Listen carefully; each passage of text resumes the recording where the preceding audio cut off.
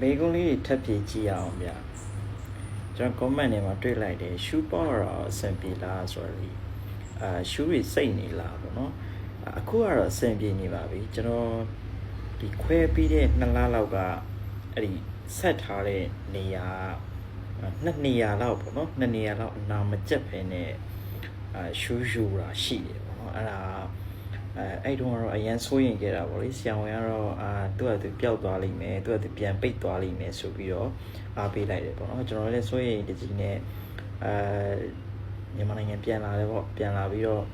ဒီတိုင်းနေထိုင်နေမြန်မာနိုင်ငံရောက်တော့အစားတောက်လေဝင်နေဆိုတော့လူကပြန်နေကောင်းလာတာနဲ့တပြိုင်နဲ့အဲ့ဒီအနာရနာကျက်မြန်လာတယ်နာကျက်မြန်ပြီးတော့သူကရှူးအပေါက်တွေလည်းအကုန်ပိတ်သွားတယ်ပေါ့နော်အခုကတော့အမျိုးသားတယောက်လိုပဲကျွန်တော်ရှူကောင်းကောင်းပေါက်နိုင်နေပါပြီအဆင်ပြေပါတယ်ခဲကစားတော့ရှူရစိမ့်တာရှိခဲ့တယ်ပေါ့နော်နောက်တစ်ခုက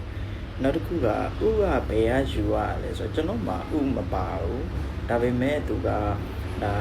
ငကိုရှိရင်ဆွဲအင်္ဂါမှာပါတဲ့ဒီအရေးပြားတွေအစီတွေပေါ့နော်အဲ့ဒါနဲ့သူကဥပုံစံဖန်တီးလိုက်တာပေါ့နော်အမျိုးသားတယောက်မှာပါတယ်လို့ပဲအဲမှာစမ်းကြည့်ရင်တော့ဥမပါဘူးအစီလုံးလေးတွေအစီပဲတွေ့ရမယ်ပေါ့နော်ဒါပေမဲ့ပုံစံကတော့မျိုးသားတယောက်ပုံစံဥပုံစံပါပဲ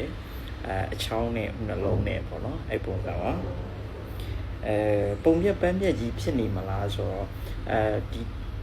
အင်တာနက်မှာရှာကြည့်လိုက်ရင်ပုံပြပန်းပြပုံတွေရှိပါတယ်